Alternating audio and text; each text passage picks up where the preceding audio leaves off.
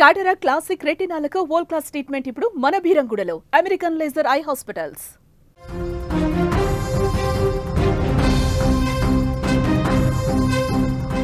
పాకిస్తాన్ పై భారత్ గెలవడంతో దేశవ్యాప్తంగా సంబరాలు అంబరాన్నంటాయని చెప్పుకోవచ్చు.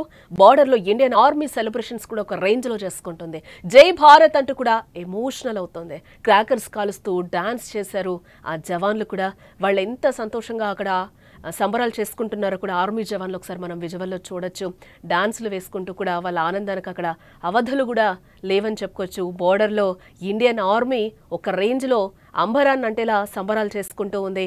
అక్కడ మన సెలబ్రేషన్స్ కూడా ఏ విధంగా ఉన్నాయో కూడా మనం చూడొచ్చు. వాళ్ళ ఆనందానికి అవధులు లేకుండా పోయాయని కూడా మనం అక్కడ చెప్పుకోవచ్చు. భారత్ ఇండియా మధ్య క్రికెట్ అంటే ఒక ఎమోషనల్గా మనం ఎప్పుడు చూస్తూ ఉంటాం.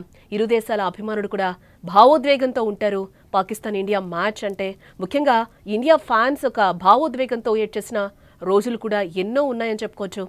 ఇదిలా ఉంటే పహల్గామ్ దాడి తర్వాత ఇరు దేశాల మధ్య క్రికెట్ అంటే ఎప్పుడూ లేనంతగా హైప్ క్రియేట్ అయిందని కూడా చెప్పుకోవచ్చు.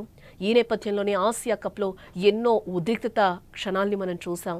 పాక్ క్రికెటర్ల కవ్వింపులు, బ్యాట్తో భారత ఆటగాళ్ల కౌంటర్లు, స్టేడియంలో అభిమానుల ఎమోషనల్ దృశ్యాలు ఆసియా కప్కు ఎన్నడూ లేనంత గుర్తింపు తెచ్చిపెట్టాయని చెప్పుకోవచ్చు. అయితే నిన్న ఆసియా కప్ ఫైనల్లో పాకిస్తాన్పై భారత్ జట్టు గెలవడంతో బోర్డర్లో జవాన్లు సంబరాలు ఒక రేంజ్లో చేసుకున్నారు. క్రాకర్స్ కాలుస్తూ డాన్స్ చేస్తూ కేరింతలు కొట్టారు. మరికొందరు భావోద్వేగంతో ఎమోషన్ అయ్యారు. జై భారత్ అంటూ కూడా నినాదాలు చేస్తూ అక్కడ సంబరాలు చేసుకుంటున్న దృశ్యాలు కూడా మనకి ఒకంత ఎమోషన్కి గురి చేస్తున్నాయని కూడా మనం ఇక్కడ చెప్పుకోవచ్చు. క్రికెట్ ప్రపంచంలో భారత్ పాకిస్తాన్ మ్యాచ్ అంటే ఒక యుద్ధ వాతావరణమే. ఎంత ఎమోషన్గా చూస్తామో అదొక యుద్ధ వాతావరణం కూడా నెలకొంటుందని చెప్పుకోవచ్చు. కేవలం మైదానంలోనే కాకుండా మైదానం వెలుపల కూడా ఈ రెండు జట్ల మధ్య ఉద్రిక్తతలు కొనసాగుతూ ఉంటాయి. తాజాగా దుబాయ్లో జరిగిన ఆసియా కప్ 2025 ఫైనల్లోనూ ఇదే జరిగిందని చెప్పుకోవచ్చు. టైటిల్ పోరులో పాకిస్తాన్ ఓడించి భారత్ విజయం సాధించినప్పటికీ మ్యాచ్ ముగిసిన తర్వాత కూడా నో హ్యాండ్ షేక్ వివాదం అయితే కొనసాగిందని కూడా మనం చెప్పుకోవచ్చు. సంప్రదాయానికి విరుద్ధంగా జరిగిందనేది ఇక్కడ అందరూ కూడా భావిస్తూ ఉన్నారు.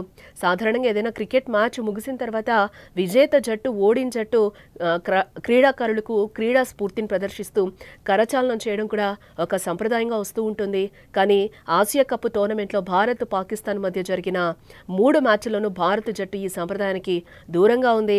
ఫైనల్లో విజయం సాధించిన అనంతరం కూడా భారత ఆటగాళ్లు పాకిస్తాన్ క్రీడాకారులకు కరచాలనం చేయకుండానే నేరుగా ఒక్కసారిగా వాళ్ళు డ్రెస్సింగ్ రూమ్లోకి వెళ్ళిపోయారు. భారత్ జట్టు ఈ నో హ్యాండ్ షేక్ పాలసీని అనుసరించడం వెనుక ప్రధానంగా మనం చూస్తే రాజకీయ సైనిక అంశాలు ఉన్నట్లుగా కూడా మనకి తెలుస్తోంది. గతంలో జరిగిన మ్యాచ్ల సందర్భంగా భారత కెప్టెన్ సూర్యకుమార్ యాదవ్ తన నిర్ణయాన్ని పరోక్షంగా వెల్లడించారు. భారతదేశ సాయుధ బలగాలకు మద్దతుగా కశ్మీర్లోని పహల్గామ్ ఉగ్రదాడి బాధితుల కుటుంబాలకు సంఘీభావంగానే తాము ఈ వైఖరిని తీసుకున్నామని కూడా ఆయన ప్రకటించడం జరిగింది. పాకిస్తాన్ ఆటగాళ్ల నుంచి వచ్చిన కొన్ని వివాదాస్పద సంజ్ఞలు కూడా ఉద్రిక్తతలను పెంచాయి.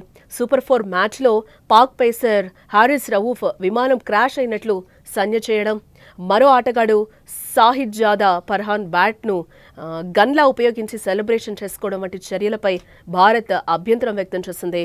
దీనిపై బీసీసీఐ ఐసీసీకి ఫిర్యాదు చేయగా రౌఫ్కు జరిమానా విధించడం, ఫర్హాన్ను మందలించడం కూడా జరిగిపోయింది.